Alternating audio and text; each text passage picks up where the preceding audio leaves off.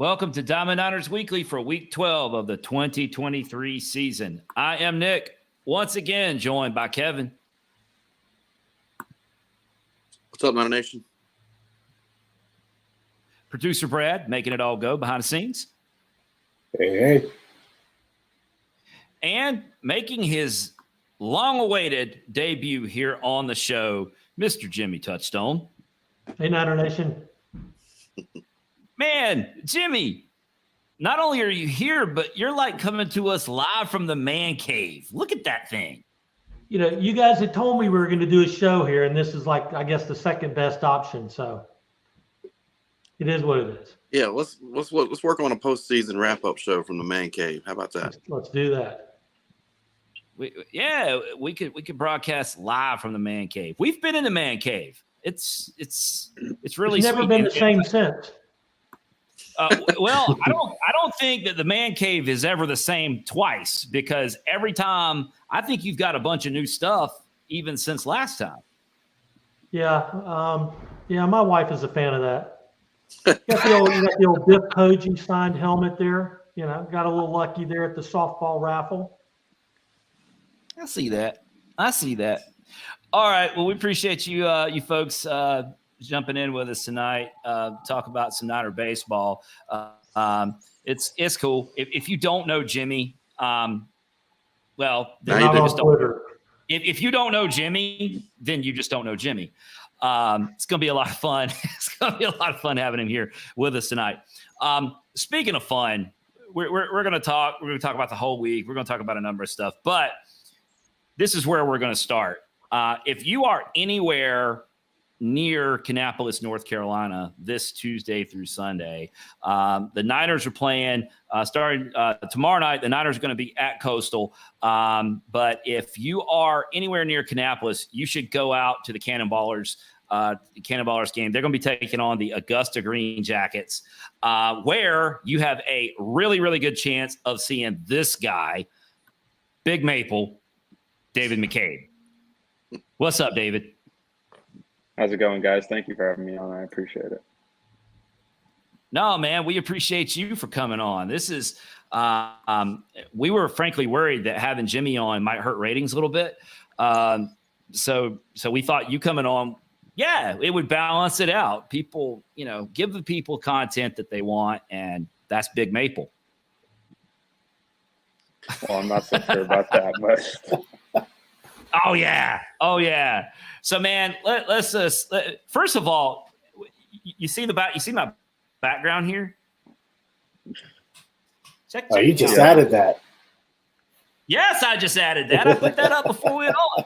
I put the maple leaf up there. And folks, don't be jelly, okay? That's not just a Canadian flag. That is a David and Robert McCabe Canadian flag. As far as I'm aware, the only one in existence. So, Kevin, you see all that stuff Jimmy's got in his man cave, but he don't have one of those. That's right. That's one of a kind, one of one. David McCabe, Robert McCabe autographed Canadian flag. So, yeah. So don't be jealous. that'll probably be the only one ever. So, Well, I'm glad I got Speaking it. of- It's illegal to desecrate the flag or something, so I don't even. Well, speaking of signing things and one of one, how many baseball cards have you signed in the last few months, David? way too many. Probably, I think close to 12 or 13,000, something like that. Yeah, it's been a lot. And so you've signed like 12 or 13,000, and there's like 14,000 for sale on eBay. How does that work, man? Walk us through that, because I've never been asked to sign anything other than a speeding ticket or like a subpoena or something like that. How does that, like, you just get these quantities of cards delivered to you and you sign them and send them back? Well, it's kind of, you're almost proctored. They send someone in. So I actually had I can't remember what it's called, but he was someone from Davidson. He came in with a box of like 6,000 Topps cards, and I had to sign each one individually in front of him, and he had to watch and like attest that I did it, and then send him back from there. And you get paid for this, right? I mean, they're paying you some sort of money to sit there and sign for hours. Yeah, you're making some money. Good. I can't tell you how much, but Okay. yeah. Yeah, smart I signed a man. contract. Smart man. I signed a contract. Smart Well, man. good. Well, good. Yeah, so we have seen him on how eBay. long does it? Yeah. How long does it take to sign 6,000 baseball cards? I split that up over 2 days, and I think it took me about 5 hours total, 5 or 6 hours total. Wow. Yeah. So did you develop, I remember, like different pro athletes develop signatures that are easily repeatable. So did you sit down and come up with like a signature that would be your professional signature that was, the way I sign stuff, which my handwriting's terrible, but the way I sign stuff, there's no way I could sign 6,000 cards. It just wouldn't even, there's no one how. So did you develop a signature like that?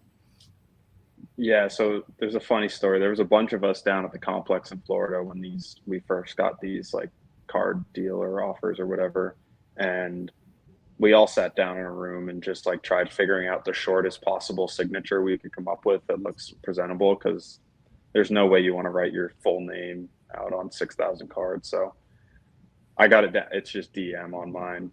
I made it as short as possible. Yeah. In the NASCAR world, and Jimmy, you've probably seen this. They say that probably the most worthless signature in racing history is Richard Petty's, because he signed so many of them. He signed so many of them there, and it's just this big looping signature that he got really good at. So I don't know. I mean, I have the real good David McCabe ball back there signed where he took his time. So that might be a collector's item. Yeah. It might be. I've shrunk my signature each time I sign something. It gets shorter and shorter by the day. Yeah, Well, sure, man. That's still awesome having kids coming up to you at the games and asking you to sign balls and stuff, isn't it? Yeah, it is cool. It's just seeing, I mean, we were all kids at that point, like watching sports, and getting an autograph from someone in that situation. It made my day as a kid. So it's nice seeing their faces light up when you give them a ball or a broken bat or something, and just seeing how excited they get. They go running to their parents all happy. It's pretty cool. So speaking of signing autographs and seeing people, you're going to be in town this week. You're in Augusta right now, but you're headed to Kannapolis tomorrow morning. That's got to be a little extra level of exciting, right? Coming back to the area where you spent so much time and where you've made your home. Yeah, absolutely. And I tell everyone here, it's like Kannapolis is my second home week. So whenever I get to go play in Kannapolis, it feels just like another home week. And it's always super exciting to come and see everyone. And it's a blast every time. Yeah, so we've already heard from some people that are coming out.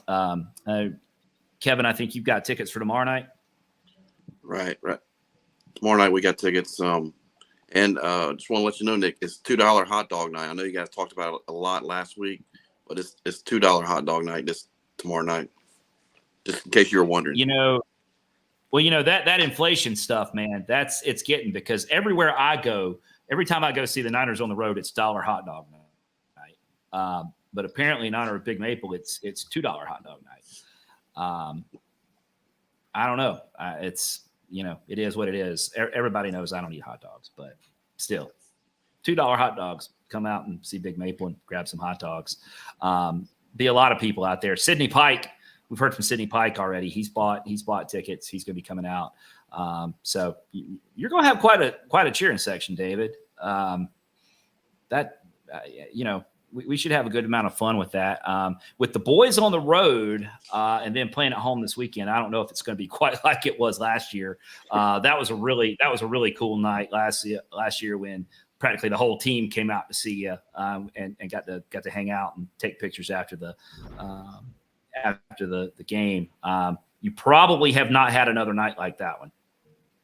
No, not at all. That was a really special night. It was awesome being back there and having everyone come out. It was amazing. I hope to do the same this weekend. Hopefully, if the times work out, I can go and support the Niners this weekend.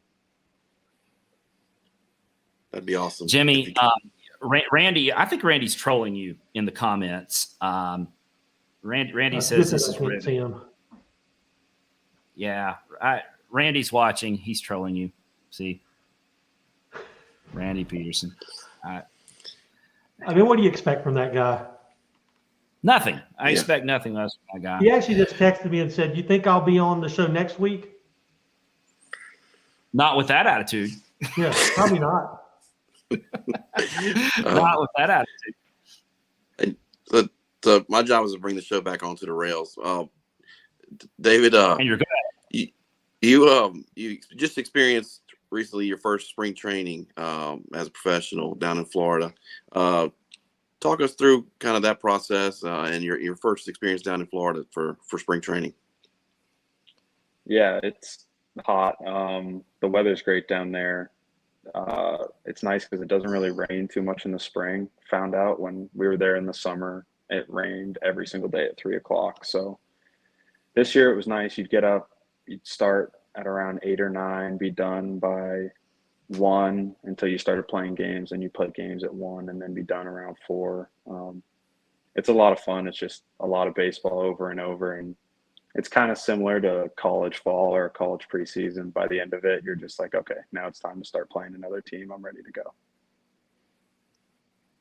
And are you pretty much paired up with your Augusta teammates for the most part, or are you kind of mixing and matching on different squads within the organization? It just depends. At the beginning, you're all kind of mixed and matched. Then sort of as it goes on, the groups kind of split up a little bit. And then there's still some mixing and matching later on. But for the most part, you're with your team the last week or two. David, what surprised you the most about spring training? I don't know if there's anything that really surprised me a whole lot. I've been warned by some people who played just kind of what to expect. So there was nothing there that really jumped out at me. I think the one surprising thing is how much golf gets played, especially early on before games start. We were playing 9 holes almost every day for the first couple of weeks. Now, and I believe you played. You got some golf in today, did you not? I did. Pretty much every off day, every chance I get, I'm out there. So, how's the golf game coming? How's it looking? It's been really good these last 2 weeks. I've shot 75 and 76 the past 2 weeks. It's the best I've ever played. So hopefully that keeps up. But with how little I get to play, there's little chance of that happening. But we'll see. Well, so is Jimmy's got it. Do you think that your golf game is carrying over onto the diamond, or is your golf game being influenced by the baseball? Because you've gotten off to a pretty good start to the season. Yeah, it was a little rough end of this weekend, but it's been pretty good. I would say my baseball swing definitely hurts my golf swing more than golf hurts my baseball swing. That's for sure. Those nasty slices show up, and I'm just like, yep, I need to work on golf a little bit more. You're a switch hitter in baseball. You go righty or lefty on the links? Only right-handed. I am extremely uncoordinated left-handed in everything except hitting a baseball. Like hockey, golf, nothing. I can't do it left-handed. But baseball, it just works. I don't know. And that's interesting that you say that, because I'm curious about your opinion, David. I always thought maybe, I mean, you're so good from either side of the plate, but I always kind of thought maybe you had a little extra power from the left-hand side of the plate. Am I making that up? No, I definitely do. I don't know where that necessarily comes from, but I hit left-handed in games a lot more often than I do right-handed, so I'm more comfortable. But even in baseball, like if I take a month off from hitting in the off season or something, I'll come back and I won't know how to stand. I won't know how to hold the bat left-handed. It takes me like a week to feel somewhat normal in the left-handed batter's box again. Interesting. Now, Jimmy, did you have something you wanted to introduce here? Yeah. I think David's had an impact on a lot of people, but I hope he'll recall this. But I think it was last summer. My son, one of my boys, Jonah, who plays baseball, he got to play. This was probably, I think this is 16U. He got to play at a bunch of colleges, but of course, my favorite was getting to play at Charlotte. And you can see the picture there. I coerced or tricked David into swinging by so I could give him something for his dad. And while he was there, I said, well, since you're here, you mind coming down and just saying hey to the kids. And of course, being the good guy that he is, he did. What I didn't know is that the coach was going to interview him in front of the kids and start asking them all kind of questions. And in knowing that faith is important to David, and it is to the team too. So he actually asked David to, if he didn't mind, saying a little prayer for the team before they started. It was actually a really cool experience. And I'll tell you something about the end of it before I do. I'll just say, David, you survived. I put you on the spot, but it sounded like you were okay with it. What were your thoughts on that? Do you remember that? Yeah, I do. I remember coming down, and the first thing I remember is when someone said there was going to be a picture taken, I was wearing the old logo, and I'm like, oh my goodness, That's right. about this. That's right. You said coach is going to kill me if I remember correctly. Yeah, something like that. I was like, I wore the wrong shirt today. I shouldn't have wore this, but no, it was really special. I was glad I was able to do that and say a prayer over that team. And like you said, my faith is something that's very important to me, and I think that's my purpose in all of this and my career and everything I do. So being able to share that was special. Well, I have to piggyback on that. I thought one of the things that was really cool is the coach asked him a question, around what's your biggest lesson you would impart to these kids. And David said, you're not defined by the game of baseball. Yes, you're a baseball player, love it, do your best, right? A lot of lessons to take away from, being with the team and teammates, but you're not defined by it, but you can be, and, in our opinion, you should be defined, right, by your faith. And that, David, is actually something I've been able to continue to remind my son as he's playing high school baseball. Going to have bad days on the mound, going to have good days on the mound, but and he probably is not going to go to the next level, right? So, that was a really insightful statement you shared with a bunch of kids and dads that we can carry that forward. So that was special. And the coach mentioned months later that was his favorite part of the whole season. Well, I'm glad to hear that. That's awesome to hear. That was special. Thank you. So, Kevin, check my math on this, Kevin. What I just heard was that in order to get David to come and speak about faith to his son's team, Jimmy lied to him. That's probably one of the commandments, isn't it? That's what I heard. That's what came through my headphones. Is that? I don't think Randy Peterson needs any more stuff to come beat me up with. So we can just let that one slide. He didn't say lie. He said tricked. Yeah, I did say tricked. And it was less Jimmy, and it was more my dad. If you guys can imagine that. Oh. I got a text from my dad saying, "Hey, can you go to the stadium and pick something up for me from Jimmy?" And I'm like, "Yeah, sure." Because I was actually heading to the golf course at that time. And then all of a sudden I'm on the field talking to people, taking pictures. Now you're on the internet with the old logo. Yeah, they're like, hey, David missed his tea time. What the heck? Yeah. So okay, maybe your dad. That's not the last time your dad would do that, because he kind of did you wrong at the first pitch banquet too. I mean, I was in on that, but I I wasn't trying to get you I wasn't trying to get you to come talk about your faith by tricking you, Jimmy. And I don't have that picture handy, but and we won't make you look at it again, David. But at the first pitch banquet, David actually brought up about a story about a poster that he made when you were what 8? Yeah, it would have been 7 or 8 or 9, something like that. 7 or 8 years old, where on that poster, he was playing hockey. David was playing youth hockey. And as a fundraiser for his hockey team, they all had to make these posters about themselves. And one of the things they were supposed to put on the poster was what they wanted to be when they grew up. David's playing hockey at 7 or 8 years old. And what he puts on the poster is that he wanted to be a Major League Baseball player. And that poster is still at the McCabe household back home.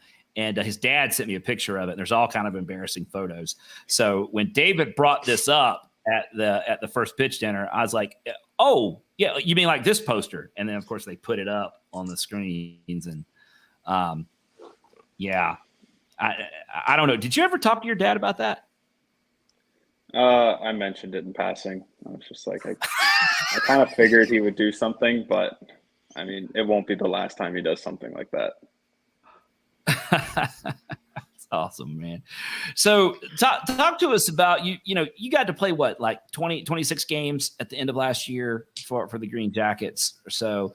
And now this is like your first full-time season. So you guys are, you're about, I guess you're a month or so into the season. Man, just talk to us about being a pro baseball player. Is this what you, is this meeting your expectations? Is this what you thought you were getting into? How's life going for David McCabe? Yeah, it's good. It's very different than sort of what I expected it to be. I'm not really sure what my expectation was going into it, but you realize really quickly that like you're playing every day, but you have a ton of free time, especially in the mornings, where in college it was different. You were from class to lunch to practice, back home doing homework, in bed, and you didn't really have much free time. So that's definitely quite an adjustment, but it's a ton of fun. I get to wake up and play baseball every day, and on Mondays I get to go golf. I have no complaints. It's about as good as it gets. That sounds pretty awesome. Yeah, it's not bad. I know we're kind of jumping all over the place here, but I just wanted to kind of get your we haven't had you on the show before, so I kind of get your story about how you became a Niner and kind of what your experience in Charlotte was like, and what your thoughts and experiences in Niner Nation playing for the 49ers over your seasons here in Charlotte.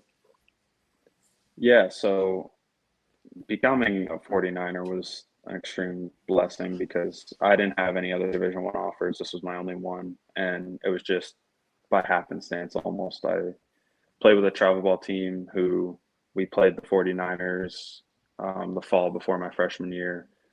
I had a good game, and they called a couple other coaches who we played that fall, and I happened to have good games there too. So everything in that sense just kind of fell into place, and it was a huge blessing because it was the best 3 years of my life. I couldn't be more thankful for my time here in Charlotte. It helped me grow as a person, being away from home in a different country. I had to grow up extremely fast, and I became a way better baseball player. I'm extremely thankful for all the coaches and everything they've done to help me in my development, because I wouldn't be where I am today without my time in Charlotte and the coaches.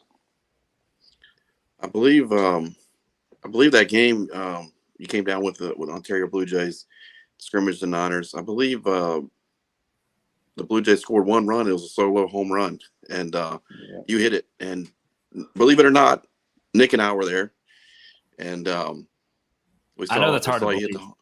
It's hard. Yeah, we hardly ever get out to the Hayes, but I believe it was Will Palinkas was through that, and you hit the homer off him. And a few months later, you were committed, and we were excited. So since we had seen what kind of damage you could do, so yeah, it was cool, and glad we got to see that, and glad you chose to become a Niner. It's hard to believe that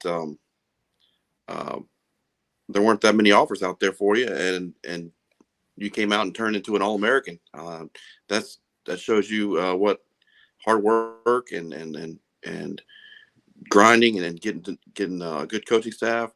That shows you what can happen if you're willing to put the work in. Yeah, for sure. These coaches played a huge role. They give us every chance that they can to see us succeed. And also just having incredible teammates around me, guys who push you, challenge you. You guys lean on each other and bounce ideas back and forth, and you find ways to get better amongst yourselves. And it just all leads to all of us getting better and competing each and every day. Now, Kevin, as I recall, so David hit the homer from the left-hand side of the plate, and it was opposite field out to left center. Now this was the previous coaching staff, but Bo Rob was there, and as I recall, Kevin, you and I made a beeline for Bo Rob after the game was over, and basically we didn't even get the sentence out of our mouth.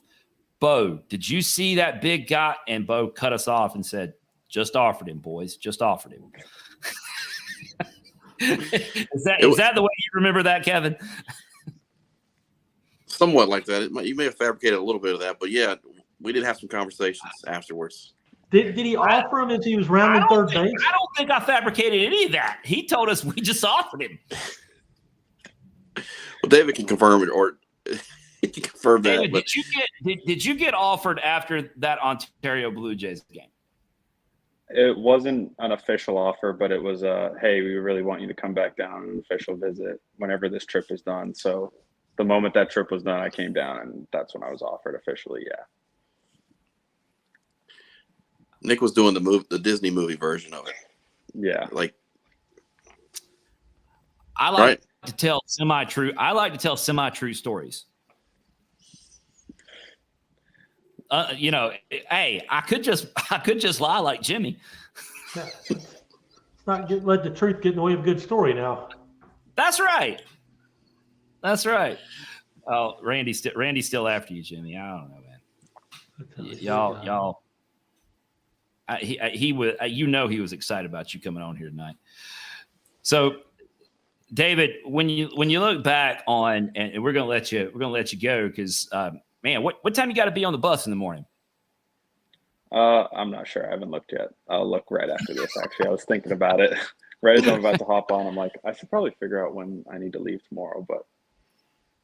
Yeah, so David's going to be getting on the bus in the morning at some time and leaving Augusta and heading up to Kannapolis. I guess you guys head straight to the park and probably get out and take BP, do in and out and all that stuff, before game time. Go check out the Cannonballers and the Green Jackets tomorrow night. Kevin, maybe I'll bring the big maple flag out to the ballpark. We could probably have some fun with that. But before we let you go and do all the necessary packing and all that stuff you need to do, man, share with us, like, do you have like when you think back on your career as a Niner here in Charlotte, what do you think about the most?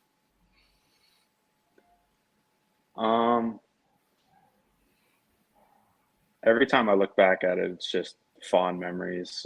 I think the time I remember the most is the regional, being able to have my parents come out and see me for the first time. And just knowing how special it was that we were the first team in so long to make a regional. That's a really fond memory I have, and it's something I'll always remember. And I unfortunately can't forget that ECU game because Bryson Worrell, who was a center fielder for ECU, is one of my teammates with the Braves now. But yeah, that time was just really cool and really special. And I wish it had ended differently, but it's incredible what we were able to accomplish. What was really cool about that, David, is when you hit that home run. I was standing next to your dad out there because I was taking a lap around the field with the kids, and to see your dad go get that ball, that home run ball you hit in the region, that's something I won't ever forget. It was a pretty cool moment, and that's something that'll stick with me, and I know it'll stick with you and your family for a long time. Yeah, and I know even just personally, on a personal level, after the game, I got the lineup card. And that was the first time my mom had ever seen me play college baseball, and being able to give that to her was really special. As I recall, and Kevin, I really don't think I'm making this up. When Robert got that ball out there in right field, out there in the jungle, he walked it all the way back and gave it to Carla, and she was just in tears. And I might have had something in my eye. I don't know. There's a lot of dust down in Greenville, so something might have gotten my eye a little bit. But that was a really cool moment. Just a reminder for folks, I'll give you those times tomorrow night. And it is $2 Tuesdays, as Kevin said. Hey, look at there, promotional schedule. Augusta visiting Cannonballers at 6:00 tomorrow night. Wednesday is a midday game. It's Education Day, so 11:00 on Wednesday. And let's see, Thursday 7:00, 5:00 on Friday. It's Cinco de Mayo Friday night. The Niners will be playing at the Hayes at the same time, so you got your choice there. Saturday night 7:00 post-game fireworks, and Sunday at 1:00, which is Bark in the Park. So if you want to see Big Maple, David McCabe play some baseball again, this week is an awesome opportunity to do that. David, how about the fact that the Green Jackets have picked up on the Big Maple thing? Because it's shown up in the home run call from the other week, and now they've even gotten on board with the Big Maple hashtag. I mean, it's Big Maple is becoming a phenomenon. Yeah, I'm 99% sure that no one in the Braves organization actually knows my name from the moment I got down there. I think partially because of Billy Best, the area scout who signed me. I got down there and they all just called me Big Maple, and that's all everyone's called me since I got there. Well, that's so awesome. That is awesome. Yeah, I couldn't let you go without mentioning this bat here. You gave my kids a bat last year when you were in Kannapolis, and they won't ever let me touch it or even breathe on it. So, but I told them that you were going to be on the show tonight, and they allowed me to bring it on. So I've got a broken David Big Maple McCabe bat here. You still using the same model this year, David? No, I kind of bounced around a bit in the off season, trying to find a bat that I liked, and I've sort of settled on one now. So finally, we're glad we got there. But I've been swinging Old Hickory now. I got you. Well, we're going to come out tomorrow night and see you do that. I'm excited. I'm excited to see everyone. Can't wait, buddy. All right, man. We appreciate your time. We're going to let you go. Nice to get you on here. I told you it's going to happen one of these days. And we're so excited for you and your career. And man, we're in for the journey. We're following you all the way to Atlanta, buddy. I appreciate you guys. Thank you guys so much for having me on. Okay, buddy. Good night. Good seeing you, David. Big Maple, David McCabe. That's the content you were looking for tonight. Even if Jimmy was a part of it. Randy? Well, Kevin and Nick, I got to tell you, I mean, I was sitting here reflecting on when you called me today to see if I would join, and I was like, wow, that's like, what season are you guys in? 6, 5, 6? 6.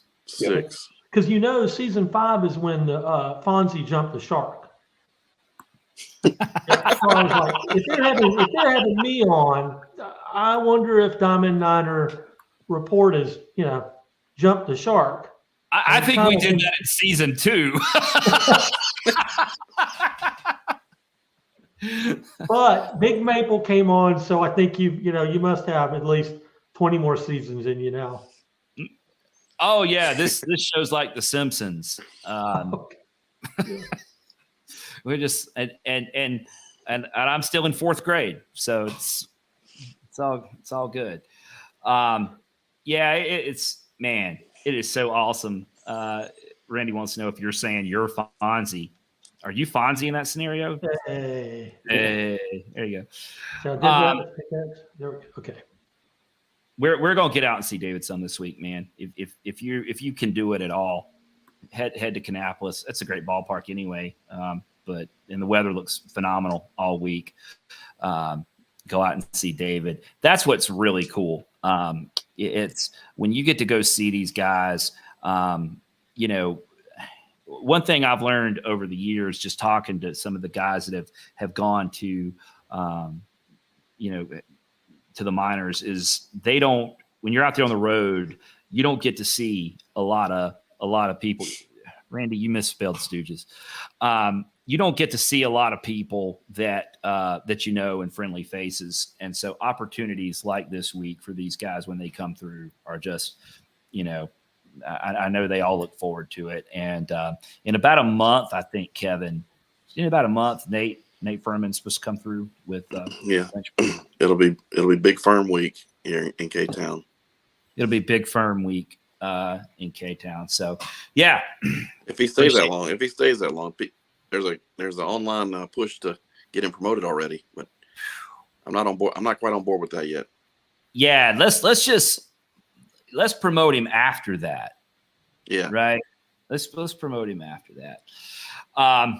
So yeah, appreciate David coming on. So boys, okay, we just got to go ahead and talk a little Niner baseball here. Let's just start with the obvious. Probably not our favorite week of Niner baseball. Man, got rough at Winthrop on Tuesday. We just don't ever seem.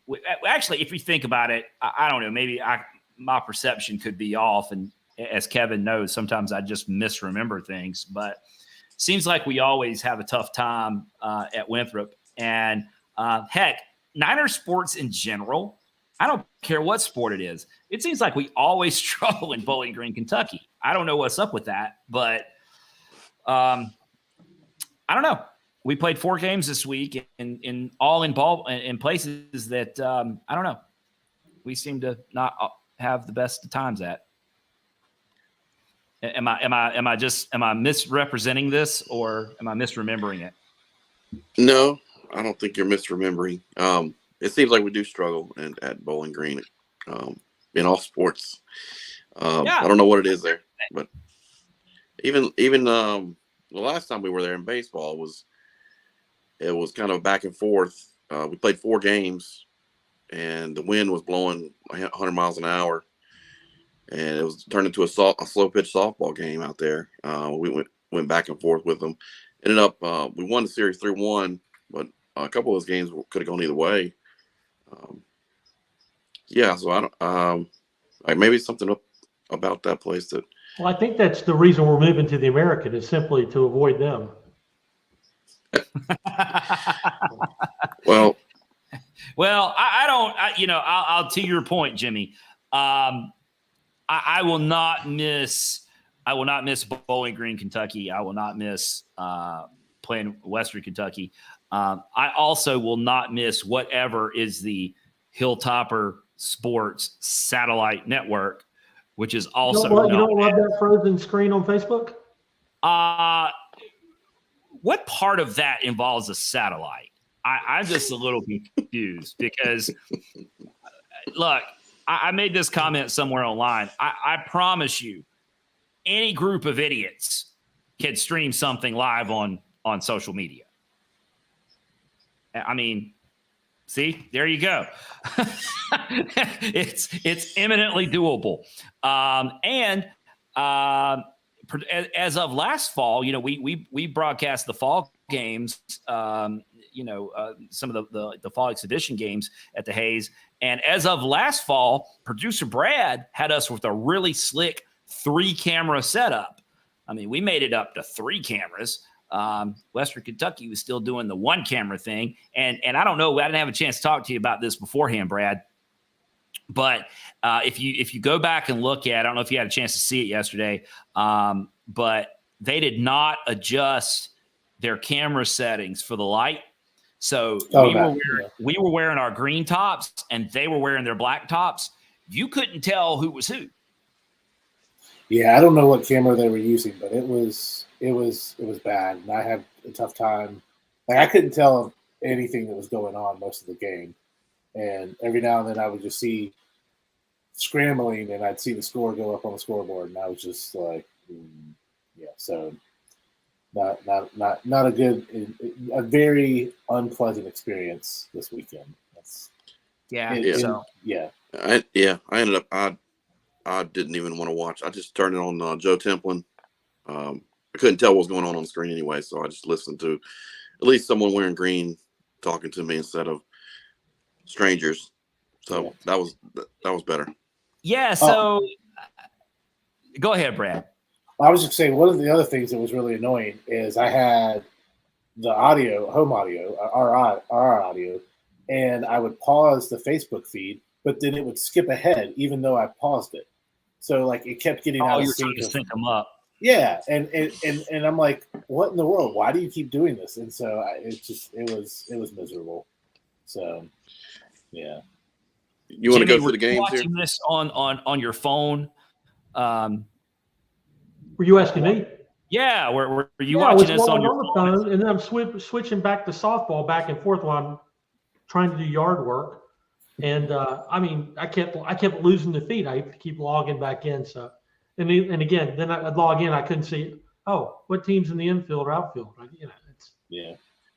For those of you not familiar with Jimmy and his Niner dedication, he has been known to be out like in a swanky restaurant where he's taking his wife to dinner, and she'll catch him watching the Niners on his phone. Well, he's not hiding it. He's not trying to hide it. He's up front. He's up front about that, right, Jimmy? She's a saint. Yes, she is. I agree. I mean, if you need, Exhibit A is behind you. Well, listen, she was actually cool with the man cave as long as everything that is Niner related stays in this one room, away from her sight. So it's fair enough. And does that include you? Oh yeah. Which I thought was fair enough. Hey, you got to make sacrifices sometimes, right, Jimmy? I guess there's going to be a Packers jersey hanging in there somewhere soon, huh? Oh well, I got to look into that. We got to make sure he sticks, which I think he will. But yeah, that was exciting to see. The funny thing, you're talking about being on the phone. I also had the draft going on, and I'm watching that on my phone. And when I lost that feed, it was for like 2 minutes, and I missed our guy Dubois getting drafted. Yeah. So it's kind of interesting. Trying to plug in, trying to keep on top of things. Yeah. So I don't know what was up with that I don't know why. To me, if you were going to stream, just stream on YouTube like we do. And the Facebook thing, I don't get it. I'm sure they have a reason, but honestly, at this point, we're leaving for the American, so I don't care what that reason is. On the broadcast front, I will compliment the Winthrop broadcast, because the first thing I saw when I tuned in was the national anthem, and I saw Nick and producer Brad standing for the national anthem. So, and you guys got a lot of screen time for that. So I will compliment the Winthrop broadcast for trying to boost their ratings a little bit. Well, they actually had camera people. They actually had cameras that moved and did stuff. Yeah, Winthrop had a nice setup. I will say, so producer Brad and I went down to the game, obviously. And that stadium at one time was really, really nice. And it could be again, but it needs a little attention. And I'm not talking about like major stuff, but just like paint and the netting behind the batters or behind home plate is like molded or I don't know. It's just I think I commented that watching from TV, all that lichen was making it hard to watch. yeah, it just yeah. But producer Brad and I had a big time in Rock Hill. We grabbed dinner after the game. I will say, Jimmy, that I know that's in your neck of the woods. And I'm not kidding. Producer Brad will back me up on this. The most happening thing we saw in Rock Hill that night was the bingo parlor on Cherry. I mean, the parking lot was packed and there were a ton of people in there. I mean, I was trying to talk to producer Brad, who drove. Thank you, Brad. I was trying to talk him into stopping. Like, hey, we got to get in on this. But he was like, nah, we're not doing that. So we went and ate Mexican instead. Well, but you're a winner there, have you ever been to that bingo parlor, Jimmy? I have not, but I have been to the Mexican place. Yeah. Okay. Yeah. Right off Cherry Road. I mean, you hear the cars breezing by. Good times. Yeah. So here, let's boys. I want to propose just let me start it this way. Let me start it this way, kid. I think if you're watching this show, you know, you kind of know what happened this week. I actually got, believe it or not, like a message or two, you know, asking like, would there be a show this week? You know, like, you know, yeah. Of course there's going to be a show this week. What you have to remember, and fans, man, fans can be so fickle, right? And I get it. Fans short for fanatic, and that certainly includes everybody here on this broadcast.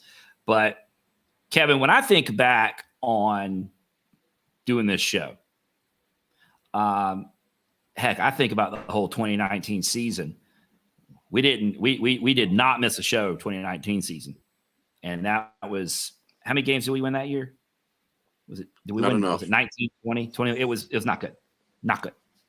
The 2020 season, we only played 17 games and we didn't miss a show. We did an entire season's worth of this show and nobody was even playing baseball. Do you think, honestly, for 1 second, that one bad week is going to slow this down? You think that we're not going to talk Niner baseball because of an unfortunate series of events this week? Give me a break. We're not going anywhere. If I'll say this, and I'll say this, this will conclude my opening statement.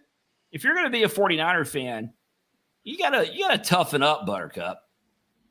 As I said once many years ago, if being a 49er was always easy, every Tar Heel fan in Gaston County would be doing it.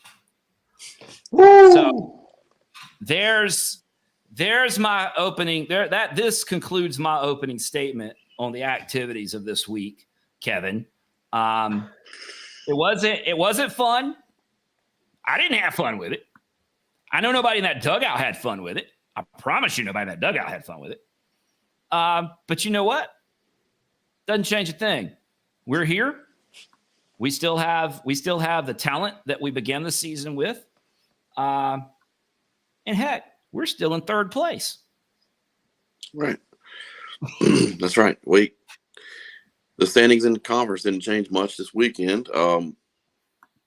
Dallas Baptist and UTSA kind of took a step, kind of separated themselves a little bit more, but there's a big bunch that we're ahead of right now, 3 through 8, really.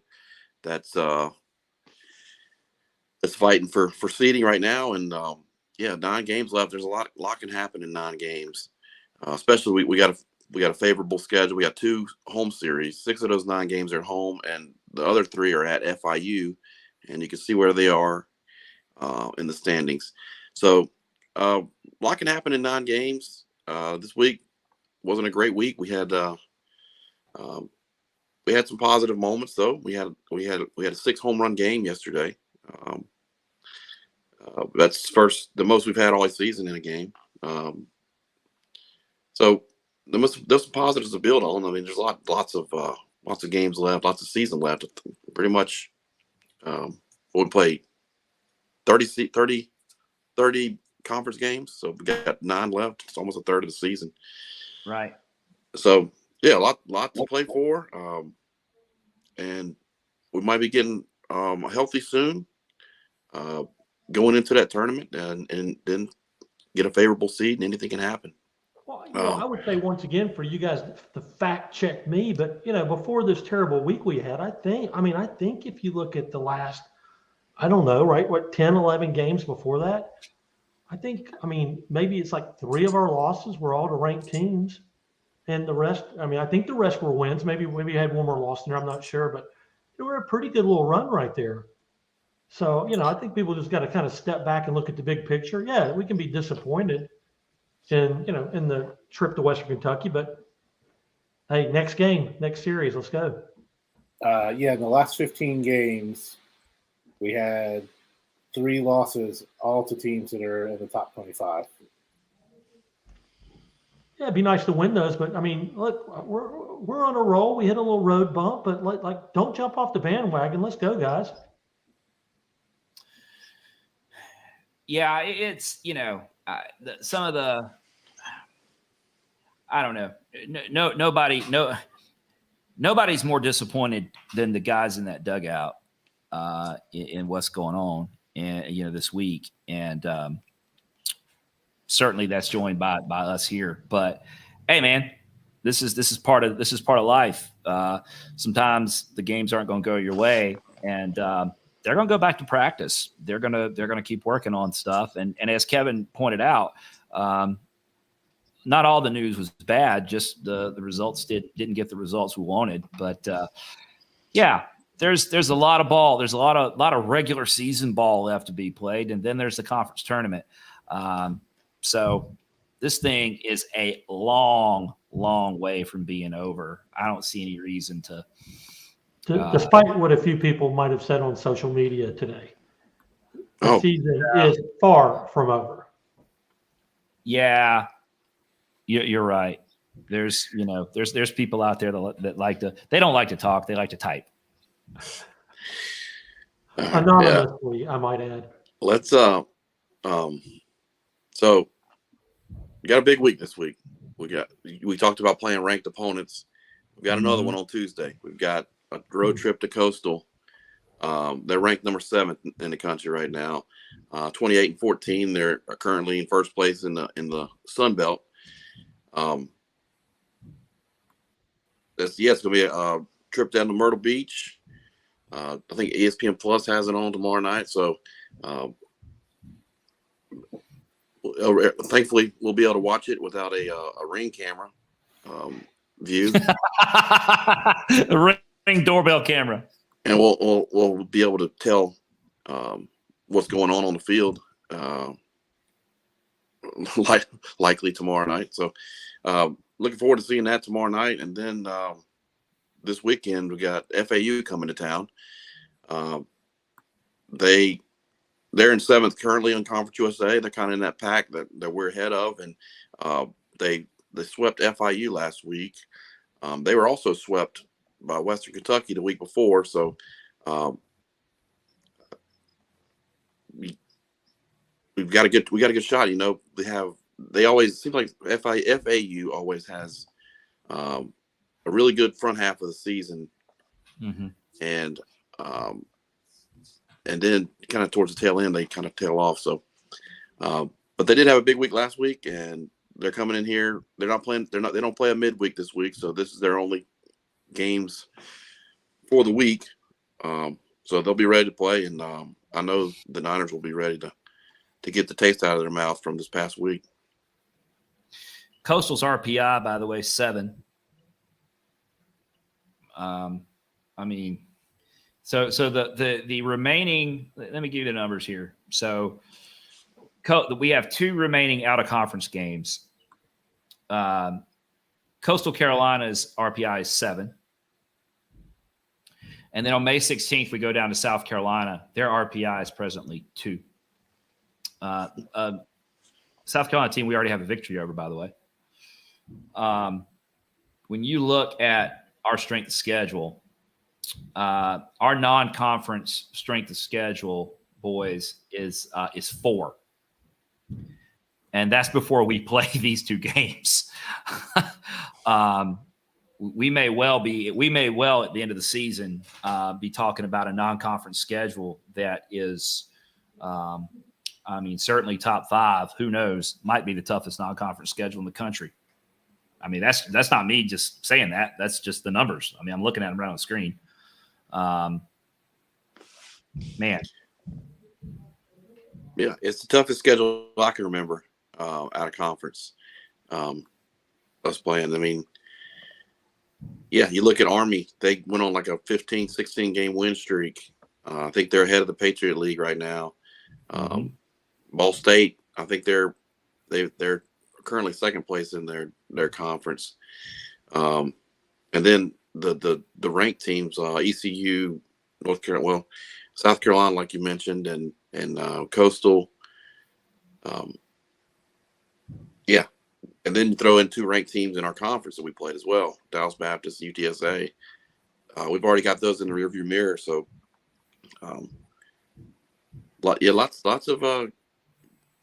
lots of good competition that's going to prepare us for a tournament.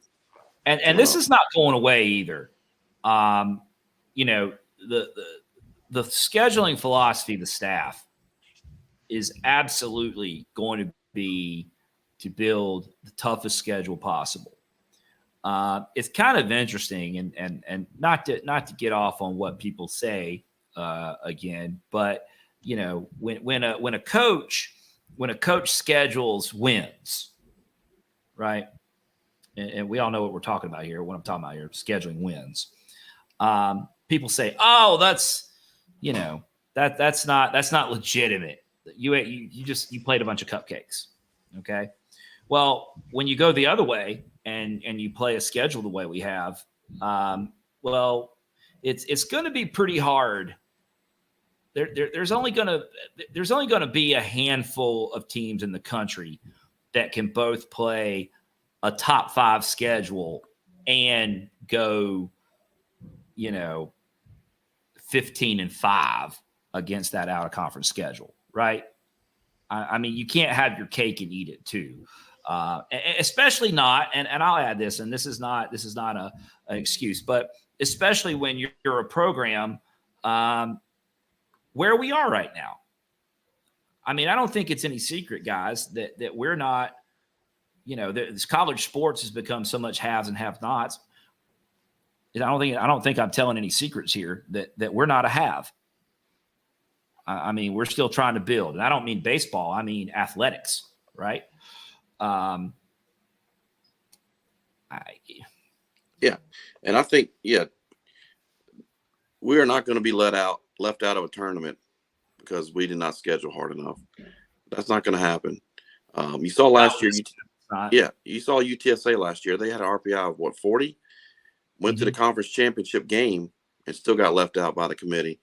So that's how you have to do it. You have to schedule tough, and you have to win those games. You have to win your share of those games, and in order to be in the discussion this time of year about a bubble or an at-large bid, and those types of schedules prepare you for conference play. And we've done well in conference. We're 3rd in conference right now. So yeah, we top 3 in the conference. Top 10 strength of schedule out of conference. That's. Well, I know you guys always get on me for looking too far ahead, but I'm sitting there going, okay, we're in 3rd place. We've got, we've got 2 top 10 RPI games out of conference coming up, but you've got 3 more series. They're all winnable series. I haven't looked at the numbers, but right, it's at least maintain the 3rd seed. If not, I don't know. I don't know realistically, can we move up beyond the 3rd seed? But you go into conference play with finishing strong, have a good showing in the conference with a strong RPI. I think the committee's got to look at that, don't you think? Well, I mean, I don't know. You still got the series with UTSA and Dallas Baptist play each other. So one of those teams is going to lose a couple games. But we have And we're two home series, and then the series that we have on the road is versus the worst team in the league. right. So I mean, You're saying there's a chance. we can get it. We can Just a little. I think there's a shot at a 2 seed. I think there's a shot at a 2 seed in the tournament, and yeah, but holding serve as a 3 seed would be great as well. But it all kind of boils down to that tournament, and what we do down in Houston. With an RPI at 77, which is where we are. Okay. It makes those conversations about like committees and at larges, it makes those kind of conversations hard to have. Okay. It just does. I'm just going to put that out there. But what I'm going to tell you, and I think we've seen enough, is that these guys collectively have what it takes to get the job done. That's for the rest of this regular season. I mean, I'm not going to tell you. I'm not going to sit here and tell you, oh yeah, they're going to Coastal tomorrow night and they're going to win. I'm not going to say that.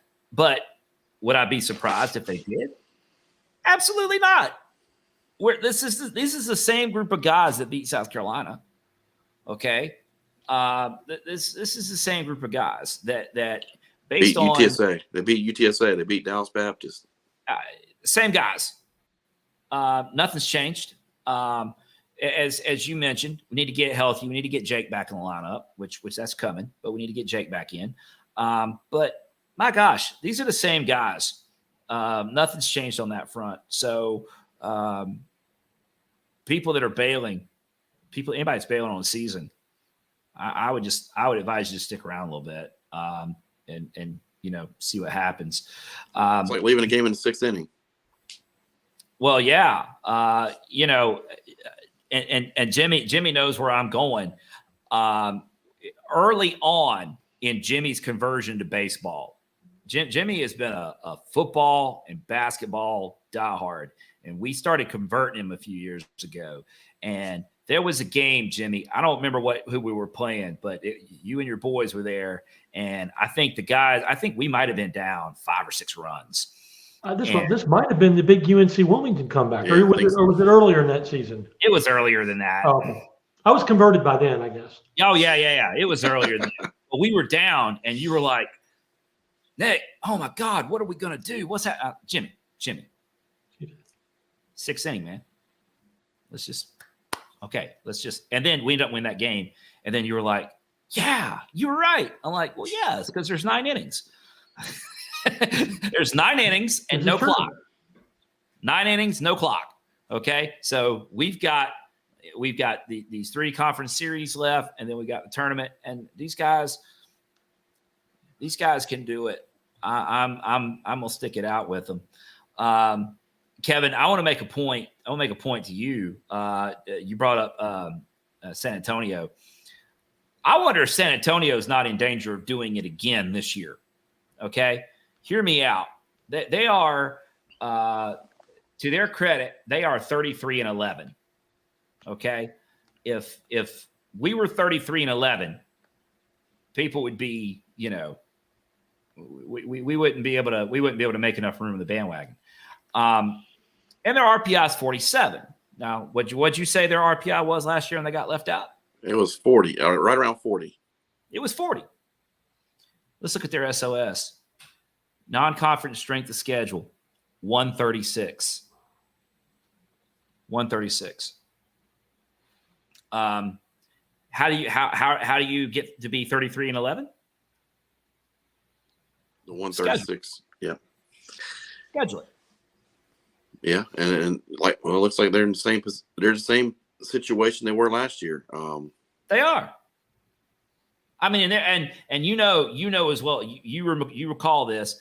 If any San Antonio people happen to come across this, because they're always listening. I thought they got snubbed last year. Yeah. I mean, making the finals the way they did, and losing. Did they lose in a walk off in the yes. or was it extras? They beat got the one walked seed. off in the finals They beat the 1 seed maybe once, maybe twice. twice. They beat Southern Miss Southern twice Miss on twice. their home field to make the finals, and then lost that on a walk off. La I Tech. thought that to La Tech, I thought they got snubbed last year. I thought they were robbed with the run they went on down in Hattiesburg in particular. But at the end of the day, they had a 40 RPI, their strength of schedule, and now here they are again. And they're a great club. They're a gritty club. We always, we talk about them. We say positive things about that program all the time. But look at that. Look at the non-conference scheduling. You want to be 33-11? Schedule it. I don't think that's what anybody around here is going to be looking to do. That's just me. I don't think that's going to happen with this iteration of our coaching staff. Just my opinion. Right. They're not going to get left out because they didn't schedule hard enough. So that's not going to be the reason. No. They are San Antonio in quadrant 4. They're 21-5. They have 33 wins. 21 of them are quadrant 4. I'm just saying. If fans want to get focused on the records, there you go. It can be done. And I think we've shown on the field that we've matched up well with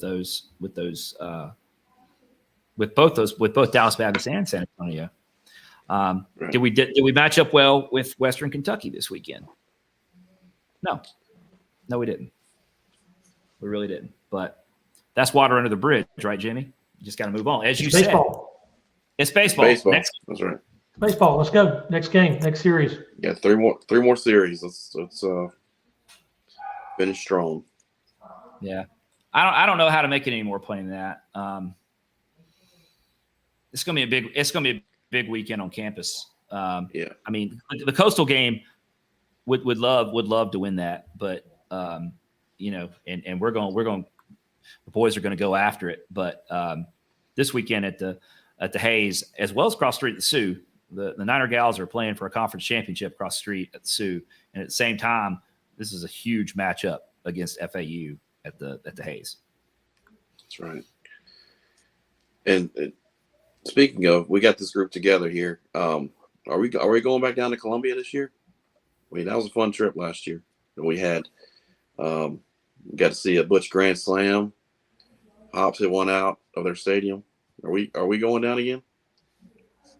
I'm up for Y'all that. can stop by the man cave and pick me up on the way. And then hit the I ball think files that's afterwards. the 16th of May, I think.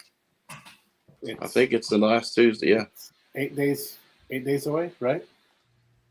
Yeah. Let's talk about it. 15 days away. Oh no, sorry. There's an extra week in there. Sorry, I'm bad at math. Hear me out, boys.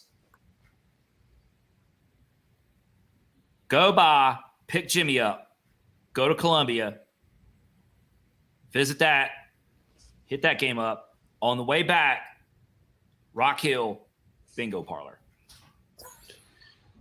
You're tying it all together now. That's what I'm talking about. All right. Let's do it. Oh my gosh. Is it that time now? Yeah. Let's I go think to it's time. Columbia. I am totally down to go to Columbia with you boys. So let's do that. It's time to finish strong here. We got to finish strong. This show strong. Okay, so here's to recap it for you folks. Yeah, we've been hanging out here. We're glad we were able to bring you Big Maple, and we talked a little scheduling strategy with Niner baseball and what's going on, and I'm glad I'm not going to be at practice this week because I would get hurt at practice anyway. But I think that there's going to be some hard work put in this week. Let's just say that because neither of these players or these coaches are they're not quitting. That's all I can tell you, and I don't think you should either. Tomorrow night, Tuesday, at Coastal, that's 6:00 ESPN Plus. That means that Kevin and I will be in the stands at Kannapolis watching Big Maple, watching the Niners on our phones. Actually, I think did you get the tickets right behind me, Kevin? I did. Okay, so we can just use one of our phones. One phone will have the game on, and the other will be tweeting about Big Maple. Then this Friday, I do want to point out. So there is a distinction here. This weekend is not Senior Day. However, with graduation looming, they are going to honor graduates this Saturday. Okay, For so softball and baseball, or just softball? Softball is having Senior Day because this is the end of their season. Saturday. Softball is honoring seniors like Boo, like Cass, like Anna Devereaux on Saturday. Baseball is honoring not seniors, but graduates. Senior Day will happen the last weekend of the season against Kevin, I'm drawing a blank. MTSU, right? Middle Tennessee, Empty Sioux. Yeah, Empty Sioux is coming in the last weekend of the baseball season. That will be quote unquote Senior Day. But this weekend we're honoring guys that are getting their degrees. I know that's kind of convoluted, but COVID we got guys that still have eligibilities, but they're graduating from college and so on and so forth. So I do have the promotional schedule up here, Nick. And you want to hear the promos? What's the promotional schedule, Kevin? All right, Friday is Cinco de Mayo. If you didn't know that, it's a walking taco giveaway. So, wait. Walking taco? Walking taco giveaway. Does that mean you have to walk to get the taco? The person giving the tacos out is walking, or the tacos themselves are walking? I think you should show up and find out. Well, I mean, I'm going to be there. I just need to know what to be prepared for. If there's going to be walking tacos, I don't know. Well, we can talk about it on next show. Well, we will report back to you folks about exactly what a walking taco is. What's Saturday? Saturday, you mentioned the baseball graduation ceremony, baseball bingo, and Bark in the Park is Saturday on the promo schedule. Sunday, CLT baseball trading card pack 7 giveaway. And post game kids run the bases. So we have the best audience. Kevin, we have the best audience. Okay.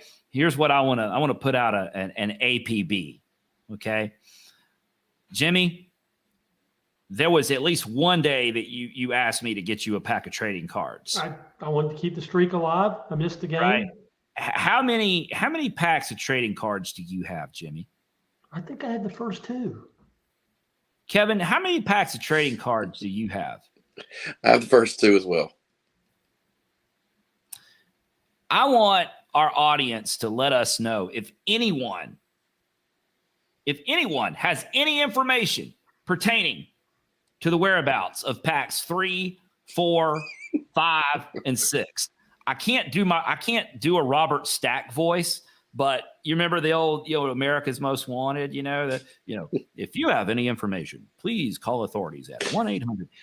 If you have any information on trading cards packs 3, 4, 5, or 6, they were last seen crossing state lines and on the promo schedule. Dangerous. They were last seen on the promo schedule. Are you guys sure we haven't jumped the shark? Yeah. I'm just asking for a friend. I am willing to admit that these things have been given out. I've just never seen them. And if they do exist, I'd like to see them. I'd like to look at them. I don't, Kevin, between all of us here, Kevin is the real card collector. I have all my cards when I was a kid, but like Kevin's still diehard card collector, right? Heck, I'd just like to see him. I've never seen him. Packs 3, 4, 5, and 6. I've got a pretty good Niner collection. I got the Pro Niners and a lot of the Niner cards they've given away in previous years. So yeah, I'd like to keep that streak alive, right, Jimmy? I'm pretty sure you guys know some people that might have some answers.